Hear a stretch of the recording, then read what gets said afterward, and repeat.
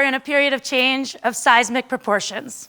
And I'm not just talking about a period of change, I'm talking about an era of change in which change is rapid and constant. You can see it throughout all facets of society. You can see it when it comes to technology, the way that we move around. You can even see it in the climate. And when it comes to religion, it's not just the Jewish people. It's religion across the board.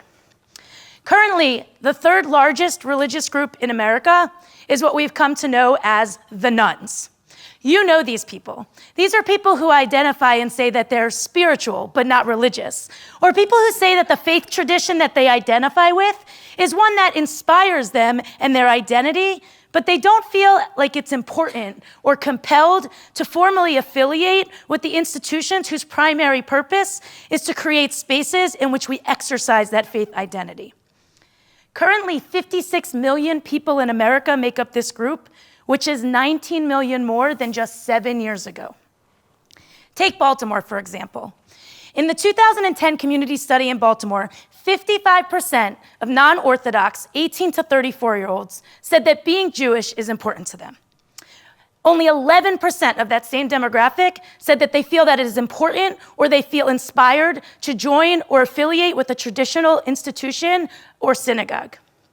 That means that 44% of people who say that being Jewish is important to them and something that values who they are not planning on joining our traditional Jewish places anytime soon. And that 44% is the sweet spot in which I have the challenge and the privilege to do my work as a community rabbi in Baltimore. It's not so much that Generation Xers and millennials are rejecting Judaism, but they might be rejecting the institutionalization of it. So we're in this era of change. And we need a paradigm shift. And because I love the Jewish people and the Jewish narrative, my first instinct is to look into our tradition to see if there's examples of times when we've had to go through a paradigm shift and to use that example to inspire how we'll think about moving into the next era of Jewish life. Specifically, what I want to think about with you all is the transition from Mishkan to temple times. Now, for those of you who know your chronology, I'm going to talk about it in the reverse order, so just bear with me. Okay, so what does it mean that we're moving from temple to Mishkan times? In the second half of the 20th century, the Jewish community experienced a period of relative stability and growth in North America. As my teacher and mentor, Rabbi Noah Kushner, once taught, in post-war America, the Jewish community rooted its stakes in the ground as if to say, we survived the Holocaust and now we're here to stay forever. We built systems, constructed buildings, and endowed resources as if to send a message, probably internally and externally, that the Jewish people were to be a permanent fixture in the American landscape. In literal temple times, the spiritual center of the people was built in one place. It was a huge brick and mortar structure in Jerusalem that the people would make a pilgrimage to a couple times a year. They would go do what they were supposed to do there, make their offerings, and then they would leave. It was designed as an allocated destination, and as a destination, the purpose of the religious leadership was to help serve as intermediaries between the community and the Holy One.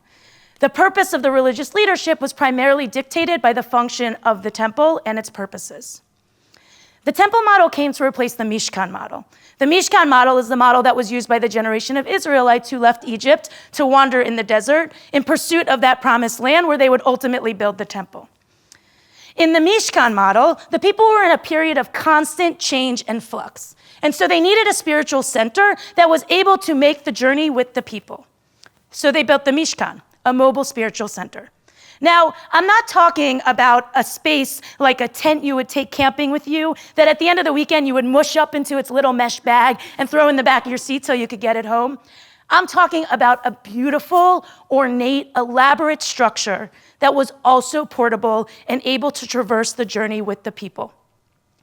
When the people would move throughout the desert, they would set up camp, and when they would set up camp, the Mishkan would stand at the center, the spiritual center in the center of the people. And the religious leadership was on the journey with the people, and their purpose was to facilitate opportunities for the community to connect with the Holy One as they wandered through a journey and encountered the harsh and uncertain conditions that the desert presented. I want to suggest that in this period of change we're living in, with changing generational characteristics, that we are living in times analogous to Mishkan times.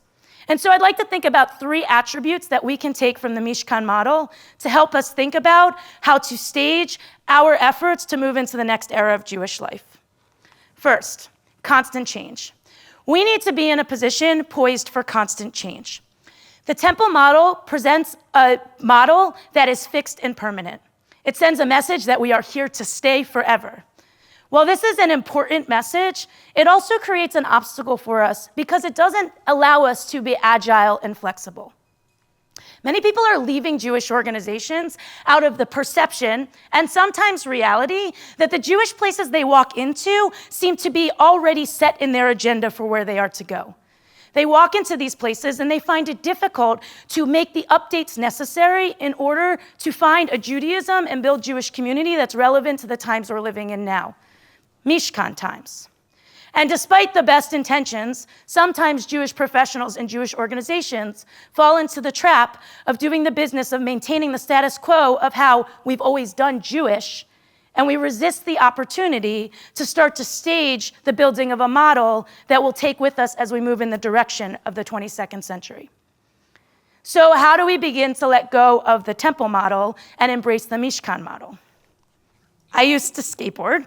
And if any of you know skateboarding, then you know the golden rule if you want to stay on your skateboard and use it to go places. You have to bend your knees and keep them loose. If you lock your knees, you're going to fall over and you're never going to get anywhere. The skill is being able to constantly adjust in order to encounter whatever terrain you will wheel over. Now, it's scary to learn. You are going to scrape your knees. You might even break a wrist.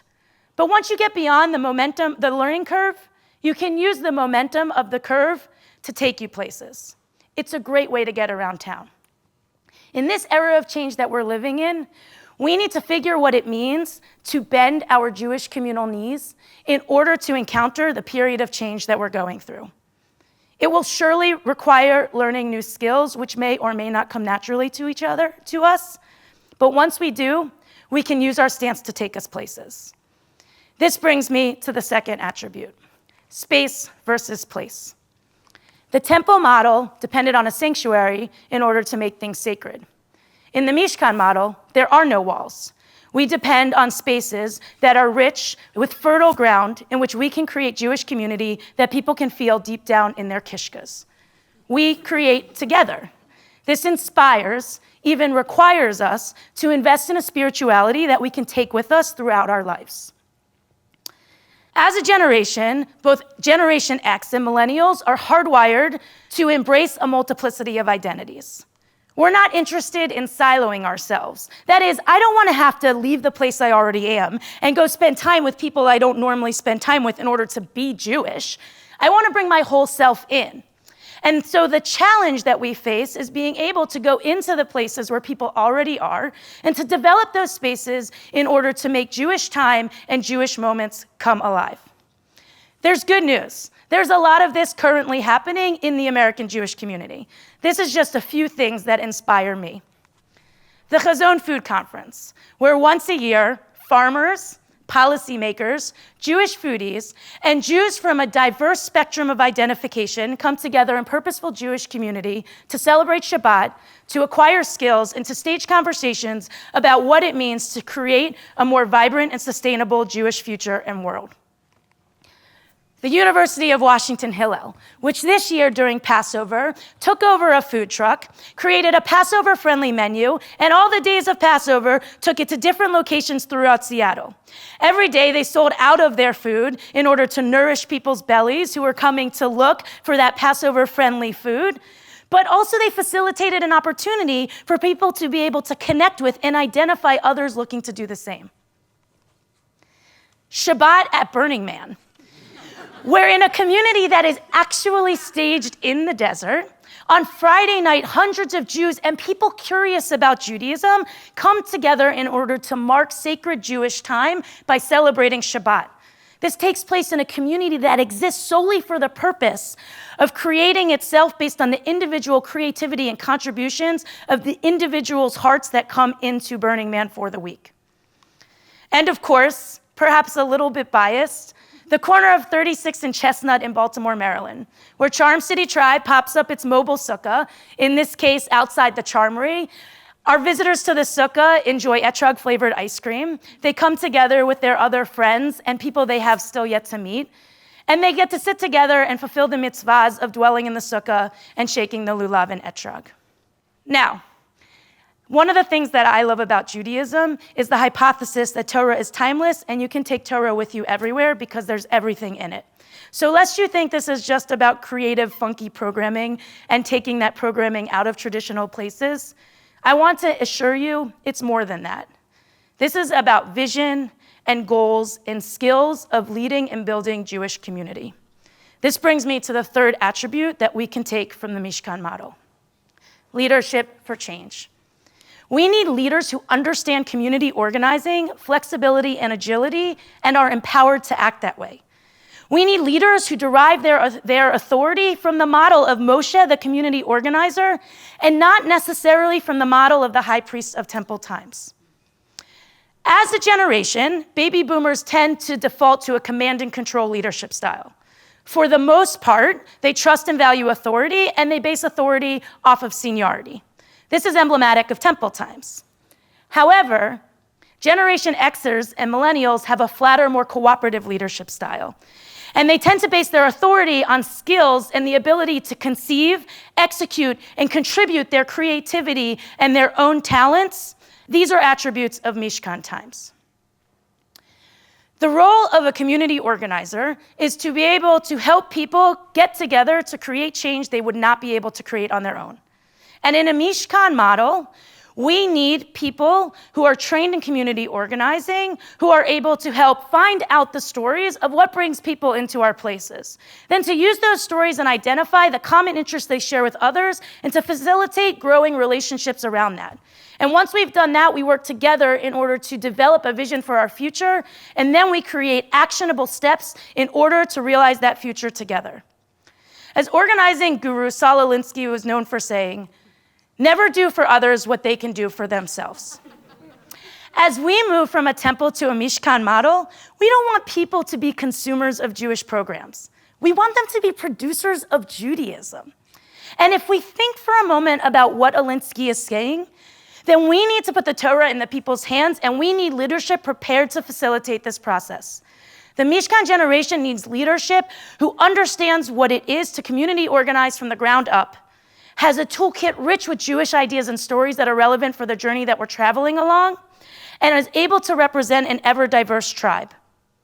One of the reasons I believe I've experienced some success in the work that I'm doing in the downtown community of Baltimore is because I'm just part of a larger Baltimore Jewish ecosystem intent on weathering the era of change that we're in. My position is just one of multiple initiatives born out of the intent of the Baltimore Jewish community to inspire the next generation of Jews to invest in their own identity and to work together to be able to articulate what it is that they need in order to create a Judaism and a Jewish community relevant to the next stage of Jewish life. And so I want to leave you with 3 ideas that you can consider if you want to think about Mishkan Judaism in the communities that you live, because I am confident that seeds of Mishkan Judaism are already being planted in all the places that you live. 1, find the Mishkan places in your town and visit them. Identify Mishkan leaders and subscribers, and I'm not just talking about the professional leaders, and learn from them. Ask them what brought them there, how they found it, and what keeps them coming back. 2, whenever possible, hire Mishkan leaders and empower us to do our work. Give us the benefit of the doubt that even if we do things differently, we still have the same end goal in mind. Our goal is to bring Torah into the lives of our people and to build communities that are based on the foundation of values that the Torah brings to light in every generation. And 3, embrace change even when it's scary. We can't turn back. It's in our DNA to want to go to what's comfortable, even if it's not optimal or ideal. Remember that generation that left Egypt? Even they wanted to go back, and we all know the story of what life was like in Egypt. The idea of what was comfortable at one moment sounded more ideal than walking into the next step of uncertainty and an uncertain future. So we stand at a crossroads, and each one of us has to make a decision about how we are going to enter the next era of Jewish life. Will we revert to the ways that are comfortable and familiar, or will we take a step into a different model, no less authentically Jewish, in order to make us a better people as we move into the next stage of Jewish life? The question is, what road will you travel and how will you go? Thank you.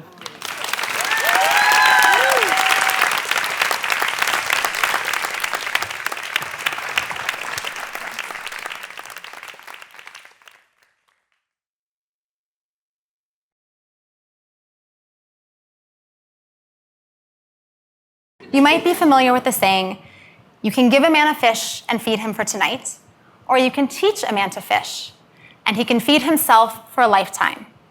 In essence, that was Maimonides. Now, lucky for me, I've become quite the fisherman recently, but I don't spend much time fishing.